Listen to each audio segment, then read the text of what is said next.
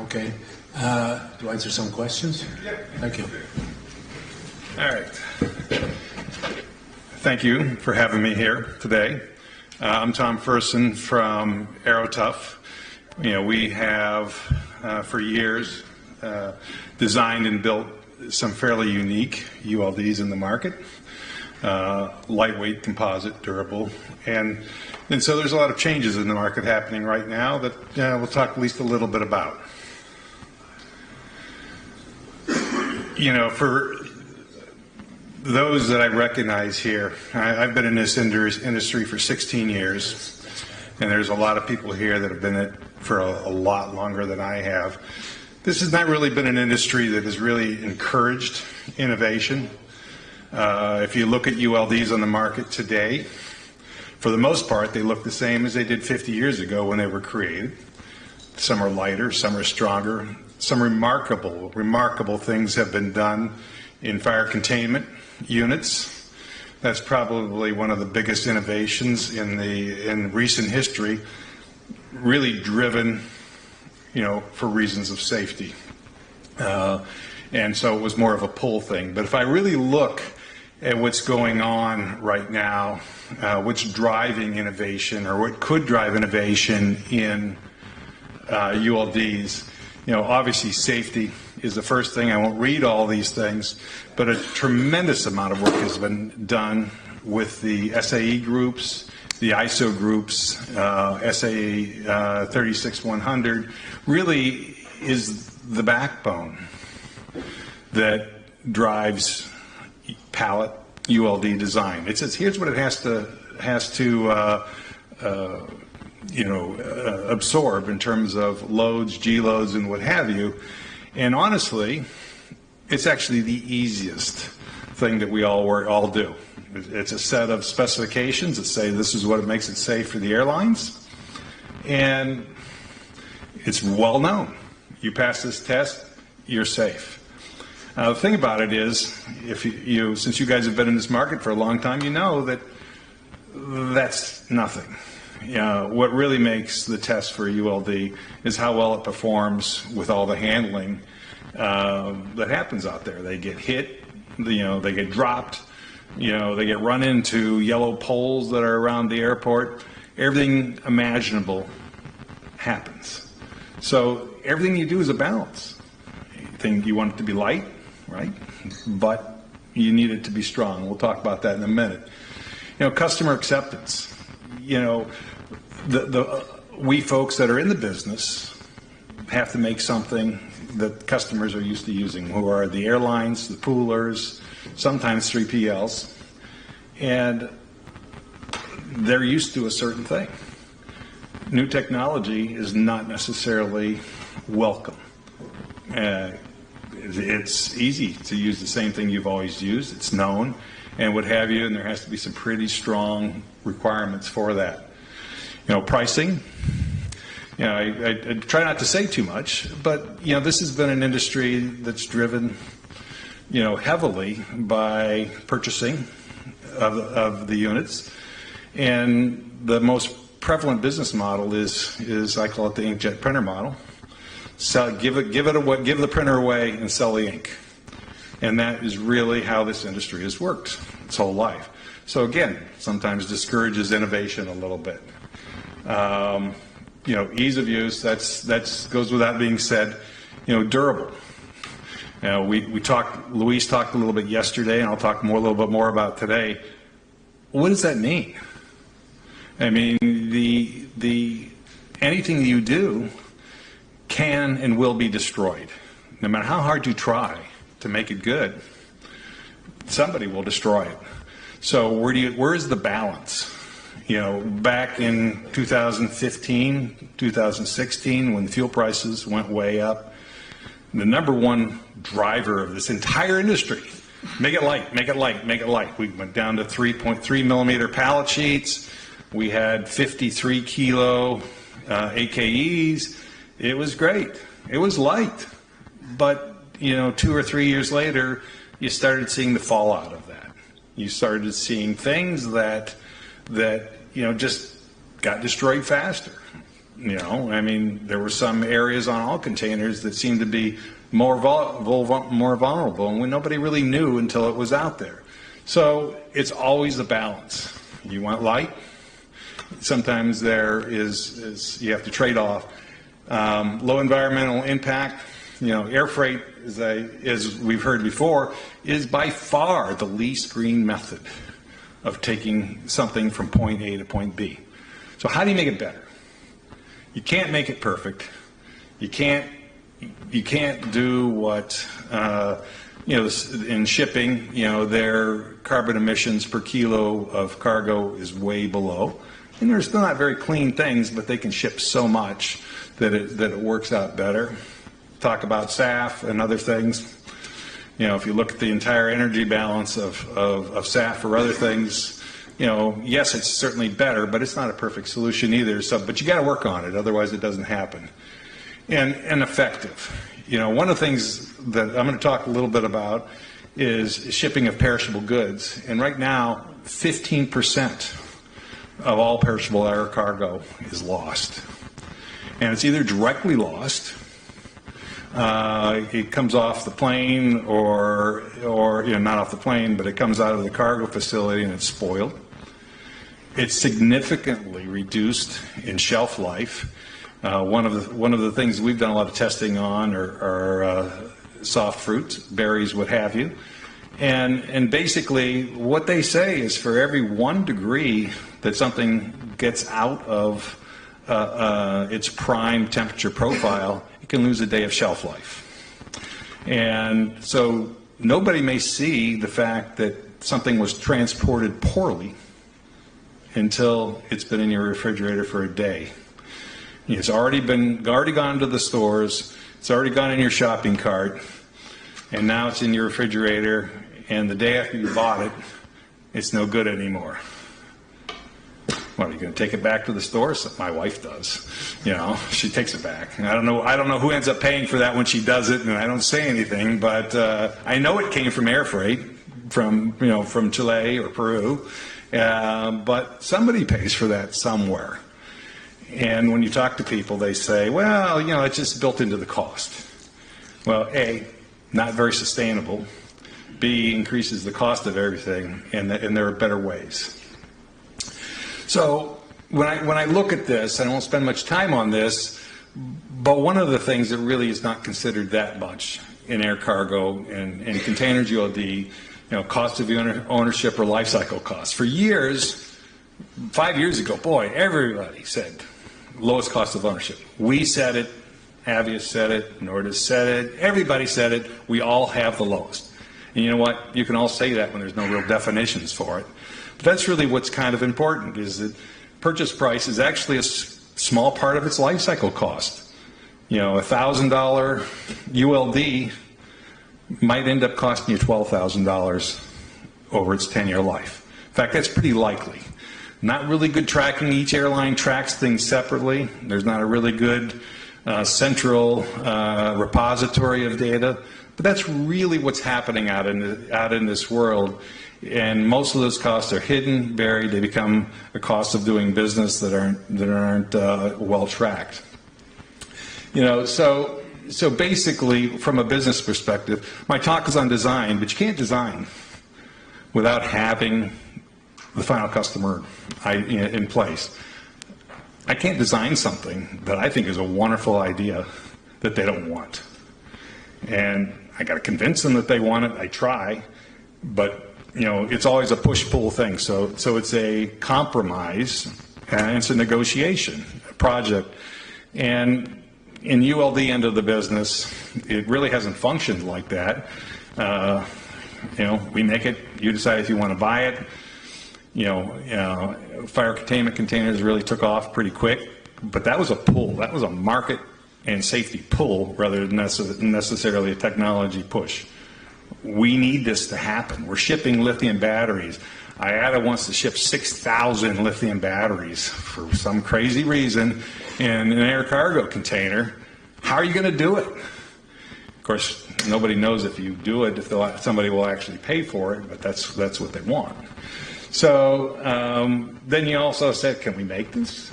Is this something different from what we use? That stifles innovation in a lot of cases. Everybody likes to make what you're good at. You don't necessarily like to make something that you're not. So, and is the market truly ready? Again, air cargo containers has been a little afterthought. It's treated more like an expense item than it is a capital asset item. So, do you really want something new? And that question continues to be asked. So we talked a little bit about this yesterday, some of the speakers did, but basically, if I look at ULD design, I look at it as a triangle. You can either have it strong, light, or cheap. You pick the two that you want. And that's the way it's been. Okay? If you want it strong and cheap, it's not going to be light. You want it, cheap and light, it's probably not going to be very strong. And we've all gone through that. That was the late, 2016, 2017. Some really, really light containers that were out there, but a lot of them just didn't stand the test of time. But they were really, really light. And so it's really been a one-size-fits-all for a long time. Here's the container. Now, we all have a geometry we have to meet. We can't change the size of an AKE. We just can't do it. It has to fit in that space. It has to meet the requirements of AS 3600. We can't really do anything else. But, they work really well if you're shipping, if you have baggage. They work really well if you're shipping boxes. But there's so many other things that are shipped today.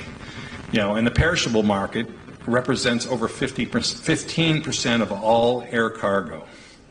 And the thing about air cargo is the volumes are small compared to sea shipping. They're less than 10% of sea shipping volumes, but the values are high because they're shipping expensive stuff.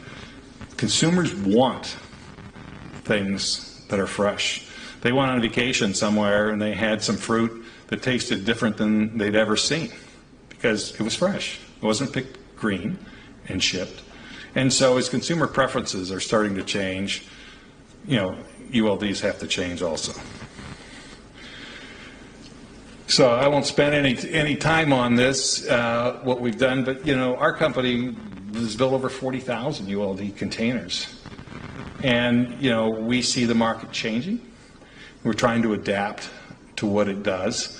And basically, it's very difficult to find some real numbers on air cargo, what the volumes are. I've seen them all over the place, so don't really believe my $1 billion of perishable goods. I actually think it's more. But $940 billion in perishable shipping. This is not by air. Is lost. 14% are in the transportation end of the business.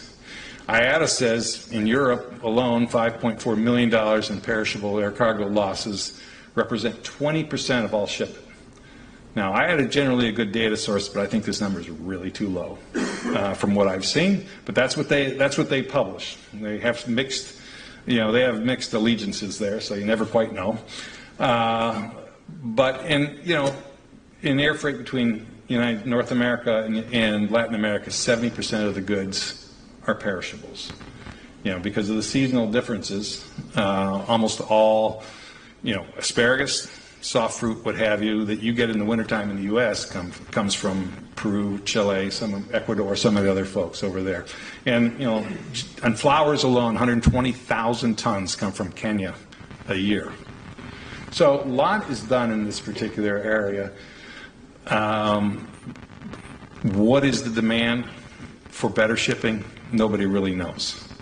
They really don't. I mean, obviously oops, sorry about that. Other businesses have taken this pretty seriously. Ocean, there's over 4 million TEUs, 20-foot container equivalents that are out there that are refrigerated for shipping perishable goods. Rail, even in the U.S., there's over 25,000 specialized rail cars and 4 million trucks. Now, when we talk about air cargo, we talk about only places where refrigerated cargo is typically used as pharma. There's some real specialty foods, expensive foods, wines, what have you, that are shipped in either a passive air cargo container, which is relatively new on the market. And everybody's pretty familiar with some of the active units that are on the market right now, but very little because they're incredibly expensive. And unless it's fine wines, caviars, some specialty salad products, what have you, it's just not done. So what is done in air cargo? The last one. You take something standard and you try to make it work. Putting, a bubble foil cover over top of it. It's better. That has a R value of about 1. And it's better, but it's not really designed to do that. So, I won't spend much time on this, but what does a perishable ULD look like? First of all, it has to be made in high volume production. It can't be a specialty pharma container, but you have to have costs that are comparable to normal ones because you're shipping large volumes of cargo. Can't have any electrical power. That is just that. The regulations that are involved in that are just too much to be cost effective. You have to have it. That when you use it, it works every time. Covers are pretty good. A lot of people don't use covers. They wrap it, they tape it, what have you, and the outcomes are definitely based on who did it, how fast they did it. Has to be light. A typical pharma AKE container weighs 600 kilos. You just can't do that. It's not very green for pharma. It's great. We've had containers that have had over 40 million US dollars worth of cargo in it for an AKE.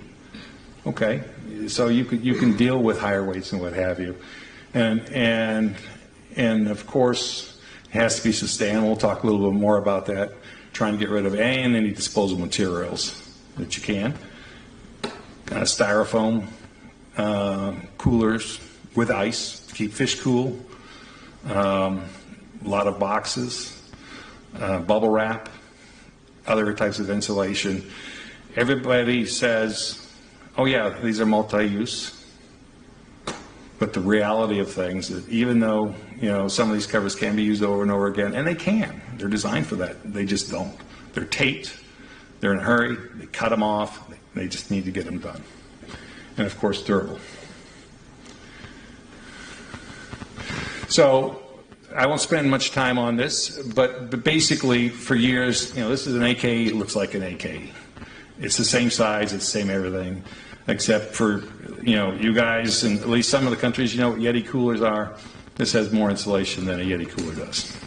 So this will keep stuff cooler, and it's the same type of structure we've used for years and years. It's a composite, and it just has a highly insulating foam core that for U.S. measurements, it's an R8. For metric measurements, it's an RSI 1.4.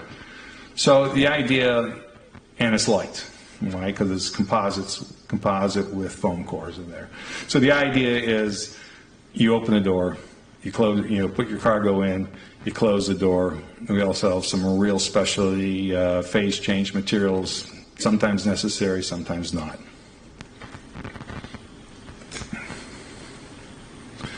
So part of this, and this is really what the kind of crux of what I wanted to talk about, is in fact, design. There's two major factors that we look at.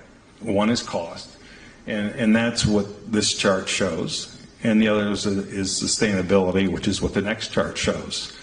And basically, if you look at these, the green is a standard aluminum container, ubiquitous in the entire industry with a thermal cover on it. And the blue is a container that's designed specifically for perishable cargo shipment. And, looking at this, basically, if I add up all the costs on this thing, first of all, the first one is just the cover itself. Now, these vary all over the place. Some come from China, some are built in the US, so the cost varies all over the place. And there's also labor cost to put it on, take it off, add ice, throw away ice, jet fuel cost. And we've talked in sustainability, weight. Everybody wants low weight. Well, if you look at the fourth column there, that's actually one of the smallest columns. Now, it's significant. There's no doubt about it. It's significant cost. But if I look at the entire energy balance of this, look at the fifth column there. That is the cost of lost produce. Estimates, depending on what type of produce it is, where it's coming from, how long the flight is, what airports it go through, they vary all over the place. And they're typically in the mid-teens of air cargo loss for perishable goods. I chose 10% because I wanted to be on the low side of that. Okay, well, that is the highest column. And that is a column that's not really covered in any cost of operations, cost of sustainability things. I lost 10% of the entire value of my shipment because of spoilage. It's gone. And it's kind of a hidden cost, but it's actually not only the biggest column in cost, but you'll see it's the biggest column in sustainability also.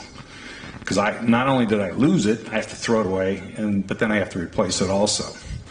Now, if I look here, the blue column is our unit specifically designed for perishable goods. It has a higher fuel cost. Why is that? Well, it's got insulation on it. It's not 63 or 64 kilos.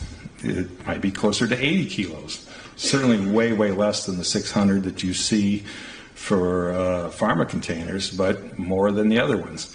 And, so you're going to have some inherent, loss. It's going to take more fuel to fly it around. And, you got to fly it back. Sometimes it's not going to come back with perishables on there. Well, it's designed to take regular cargo, but I'm flying extra weight back without necessarily extra value. So that's why that column is a little bit higher. Okay, it's just a heavier unit, it's got to come back. But it's coming back with regular cargo, so it's not coming back empty like a pharma container does. It's coming back full with suitcases if necessary. So when you look at the last column over there, basically you got a pretty big number of costs associated with shipping in standard containers with some type of thermal blanket. There's all kinds of them, reusable, non-reusable, heavy, light, effective, sometimes not so effective, but that's all done.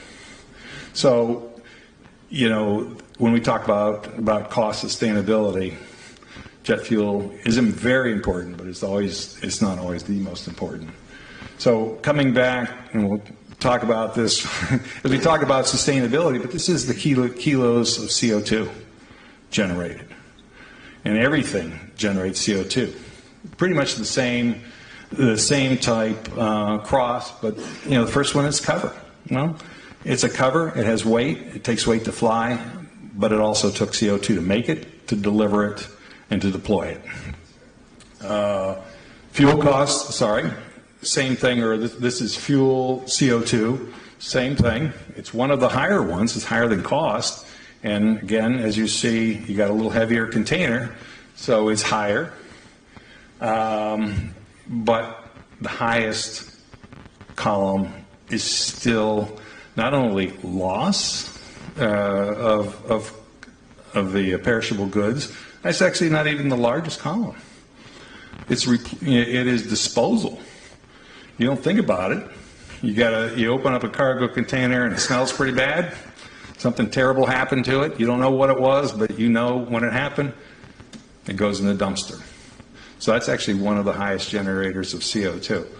So from a sustainability point, if you just looked at jet fuel cost, weight, you say, wow, the blue column is a little higher there in the fourth column.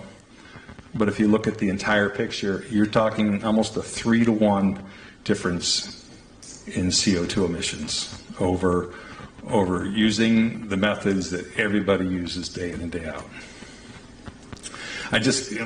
Not to be commercial, but I'll just give you a couple examples of what it looks like. We've done a lot of testing on the tarmac. We've done a lot of testing in thermal chambers. And we're testing in such a way that we make the worst case scenario. This is not a container full of raspberries. This has one case of raspberries. I will tell you it will work better if it has more, just because you have more thermal mass, but the ones on the outside don't do as well as the inside. So now when you deliver something, we're delivering something that's non-uniform. Your customer doesn't really know whether he got the case that was on the outside next to the roof of the container, which is the hottest. We deal in some environments with solar loads that are 68 C. That actually happens. And the inside of an aluminum container can be almost 90 degrees C in the sun. Pretty amazing stuff. So, we measured lots of temperatures inside the berries and also just inside the blister pack, just so we knew what was going on. And, to the one on the right, you've all seen that in your refrigerator. That wasn't your fault. That happens sometimes in the shipment area. Somewhere in its life, in the plane, no problem. In the cool warehouse, no problem. But some amazing things happen from the time it leaves the cool warehouse to the time it gets on a plane, and that's never really documented. And that's what happens. Maybe it only went outside of his temperature range for an hour or two, but that's what happens in your refrigerator. And in the stores, they throw them away before you see them. So some of the testing that we do, I know it might be a little hard to see, but in this thermal chamber, the red one is 40 degrees C. That's the temperature of the thing. So 40, 104 Fahrenheit for you Americans that are out there. But, that's a pretty big deal. I don't have a pointer here, but on the right side, on the far left side, there's one little line that you can see that goes right up along the red line. That's what the temperature of the inside of an aluminum container looks like. And of the 350,000 plus AKE ULDs out there, most of them are aluminum. As soon as the temperature outside goes up, it goes up. And if I look at the temperature of the cargo that's inside the aluminum, inside the thermal blanket, basically in about 15 minutes, it's already crossed the 10 degree C line, which is one of the danger lines for, in this particular case, raspberries. They like to be around 2 to 3 degrees C. They hate being frozen, because then that ruins them really quick. So they got a pretty narrow temperature range. You get above 10 degrees C, their life starts dropping dramatically. So you take a look at that temperature of an aluminum container with a thermal blanket covering the cargo. You got about 20 minutes. That's it. Now, if you have a whole lot of them, the center is going to stay colder longer, but the outside ones, you got about 20 minutes when you start entering the danger zone. So in an insulated container, basically, you're talking the blue line, which is a container with some specialized phase change elements in there, still light. You've got, I can't read the numbers now, but you've got 4 hours in there.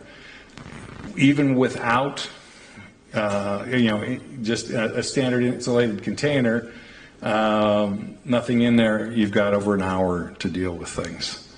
So these aren't meant to be out in the sun forever. These are meant to provide protection for the times where protection doesn't happen, which is from the time it goes from the cool room to the plane, from the plane back to the cool room.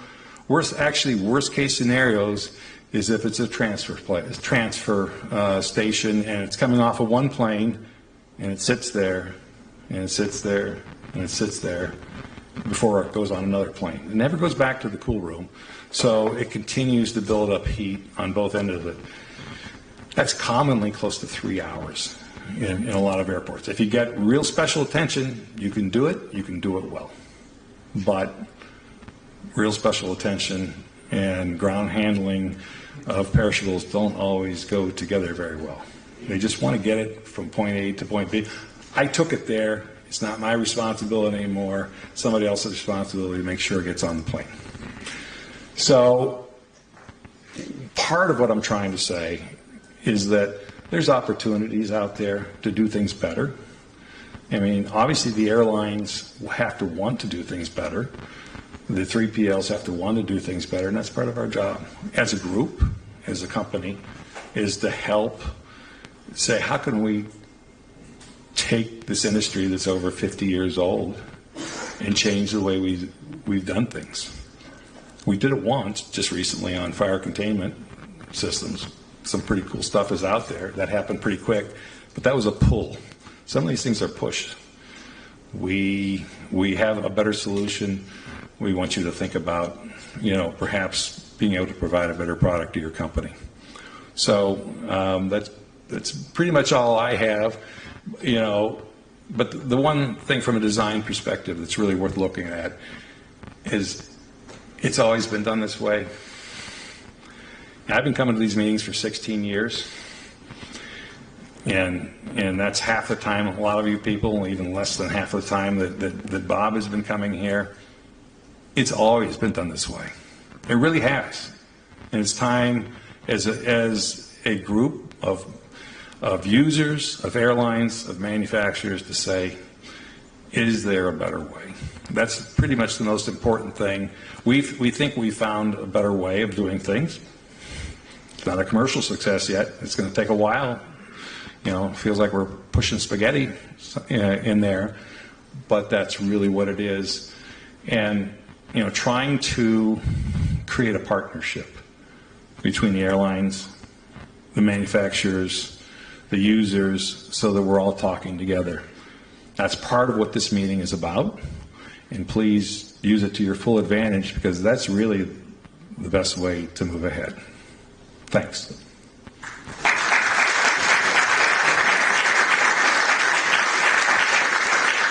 Any questions?